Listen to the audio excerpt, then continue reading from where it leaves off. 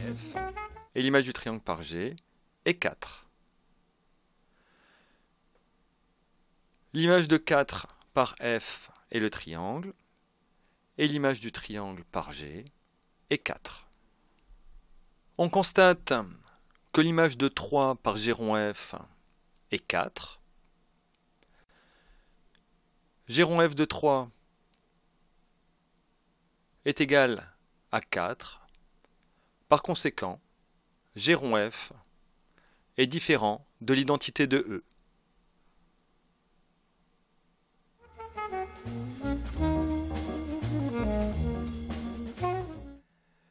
A à la puissance n plus 1 moins k,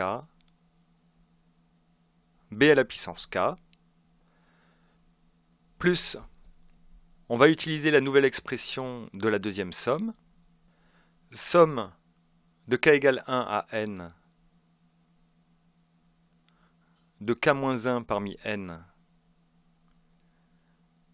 A à la puissance n plus 1 moins k, B à la puissance k,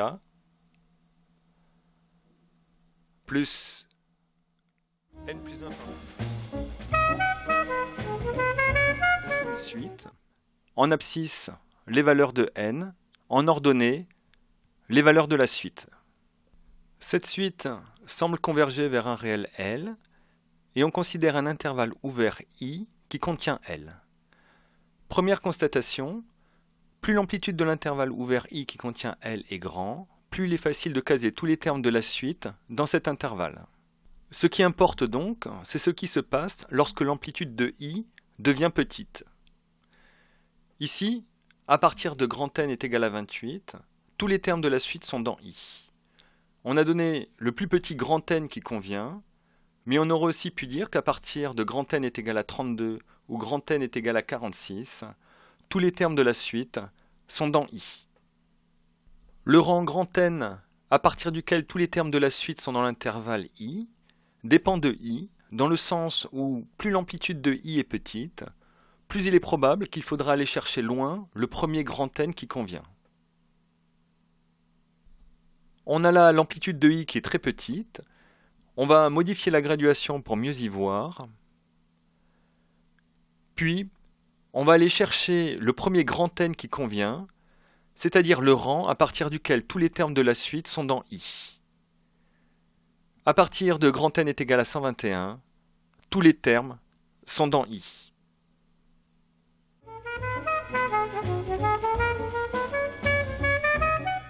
Montrons que la suite extraite formée des termes de rang impair est croissante. S 2n plus 3 moins S 2n plus 1 est égal à somme de k égale 0 à 2n plus 3 de moins 1 à la puissance k à k moins somme de k égale 0 à 2n plus 1 de moins 1 à la puissance k à k, ce qui est égal à moins 1 à la puissance 2n plus 3 à 2n plus 3, plus moins 1 à la puissance 2n plus 2 à 2n plus 2.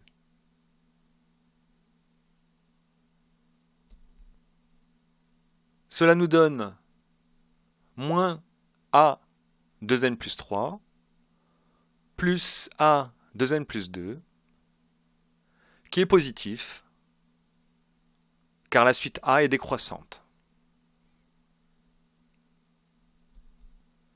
On a donc la suite extraite formée des termes de rang impair qui est croissante.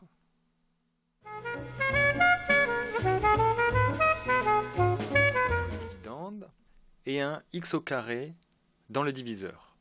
On va donc écrire dans le quotient un 3x au carré de manière à, lorsqu'on va effectuer la multiplication, obtenir un 3x à la puissance 4. 3x au carré multiplié par x au carré nous donne 3 x à la puissance 4. 3x au carré fois 3x nous donne 9x au cube. Et 3x au carré fois 2 donne 6x au carré. On va maintenant effectuer la soustraction de ces deux polynômes. 3x4 moins 3x4 nous donne 0. 2x au cube moins 9x au cube nous donne moins 7x au cube. X au cube moins 6x carré moins x au carré. Et on abaisse le x. Notre nouveau dividende est maintenant moins 7 x à la puissance 3 moins 5x au carré plus x. On a ici un moins 7x à la puissance 3. Dans le diviseur, un x au carré. On va donc ajouter à notre quotient un moins 7x. Moins 7x multiplié par x au carré nous donne moins 7x au cube. Multiplié par 3x,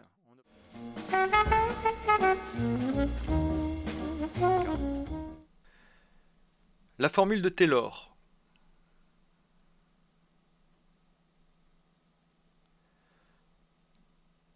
Nous permet d'écrire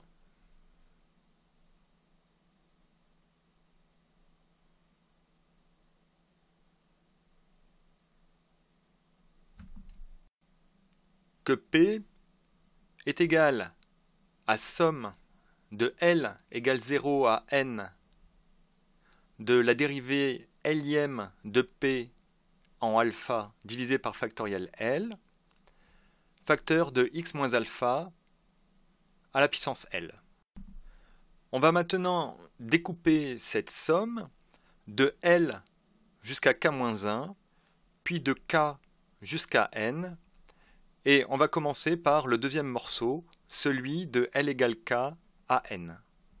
On a donc P qui est égal à somme de L égale K à N de dérivée Lième de P en alpha divisé par factoriel L, facteur de x moins alpha à la puissance L, plus somme de L égale 0 à k-1 de dérivée Lième de P en alpha divisé par factoriel L, facteur de x moins alpha à la puissance L.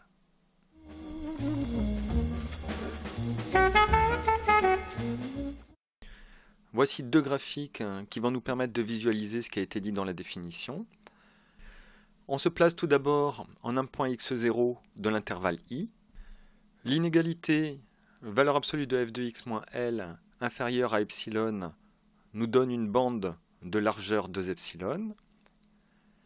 Dire que f de x tend vers L quand x tend vers x0 signifie que, quelle que soit la largeur de cette bande, sous-entendu aussi fine soit-elle, il existe un réel alpha strictement supérieur à 0, tel que, pour tout x compris entre x0 moins alpha et x0 plus alpha, le morceau de la représentation graphique de f qui correspond est dans la bande de largeur 2 epsilon. Sur le deuxième graphique, x0 n'appartient pas à i.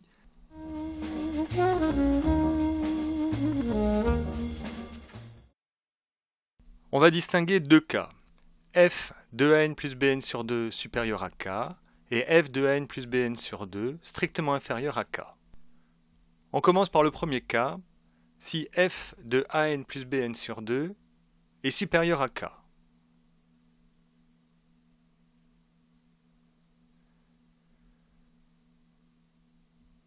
Alors,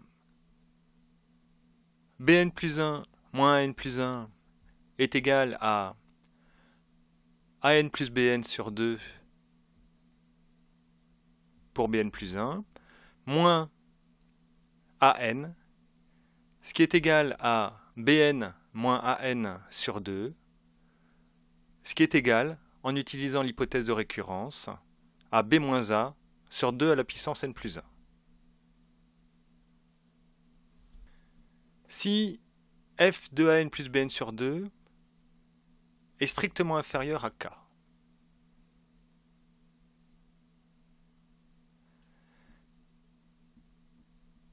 Alors, bn plus 1 moins an plus 1 est égal à bn moins an plus bn sur 2, car dans ce cas, an plus 1 est égal à an plus bn sur 2, ce qui est égal à bn moins...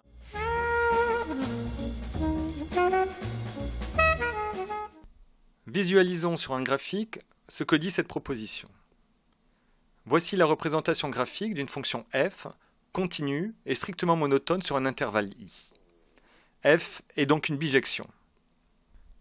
La représentation graphique de sa fonction réciproque f-1 est, dans un repère orthonormal, l'image de la représentation graphique de f par la symétrie orthogonale d'axe la droite d'équation y est égale à x.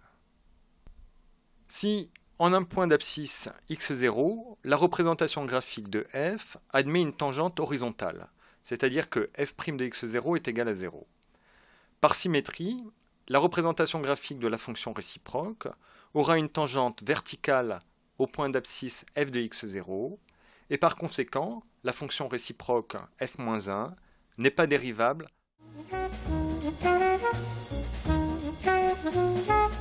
Illustration du théorème des accroissements finis. On a la représentation graphique d'une fonction f définie sur un intervalle fermé AB.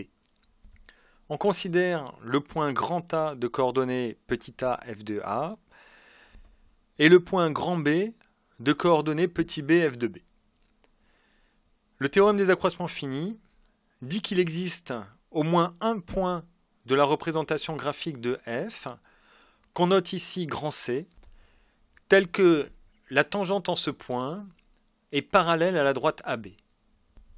En notant petit c l'abscisse du point grand C, cela signifie que f' de C, le nombre dérivé de f en C, est égal à f de B moins f de A sur B moins A.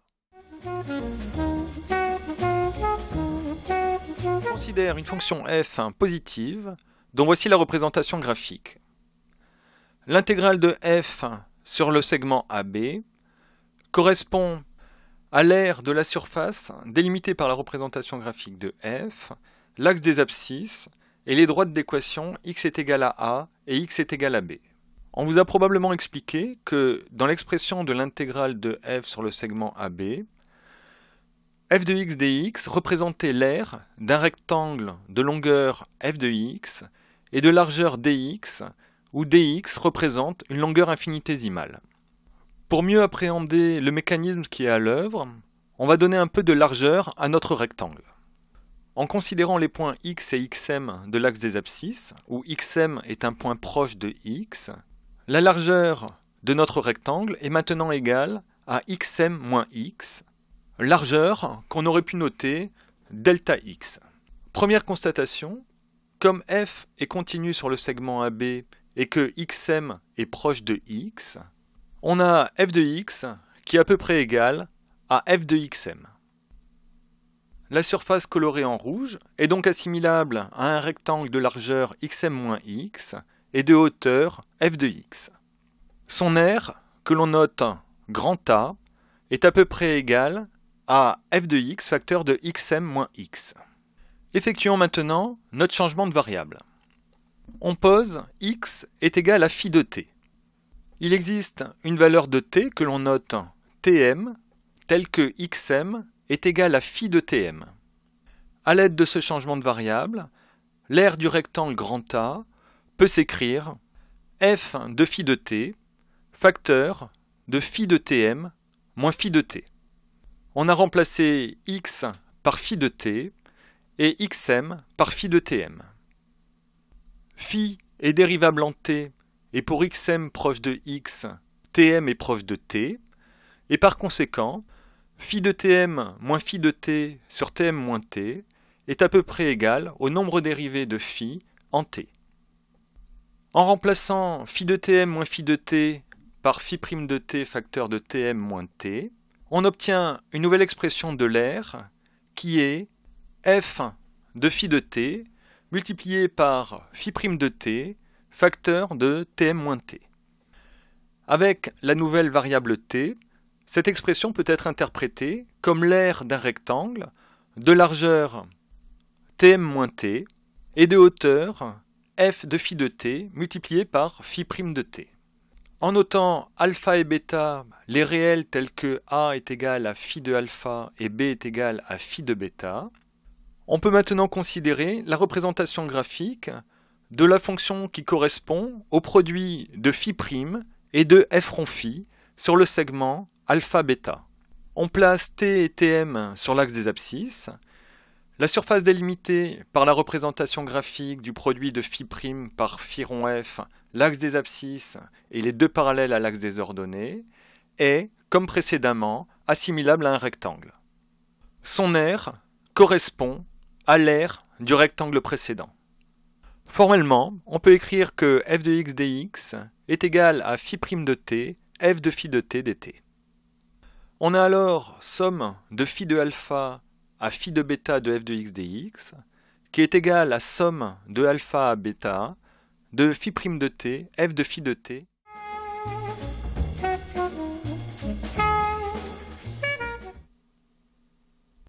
On va maintenant regrouper ces trois termes en un seul.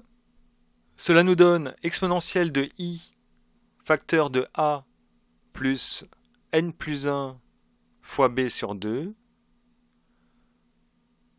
moins b sur 2. Les formules de l'aire vont nous permettre de remplacer ce terme par moins 2i sinus de n plus 1b sur 2. On a donc fois moins 2i sinus de n plus 1 facteur de b sur 2. Et de la même manière, ce terme est égal à moins 2i sinus de b sur 2. On a donc ici moins 2i sinus de b sur 2.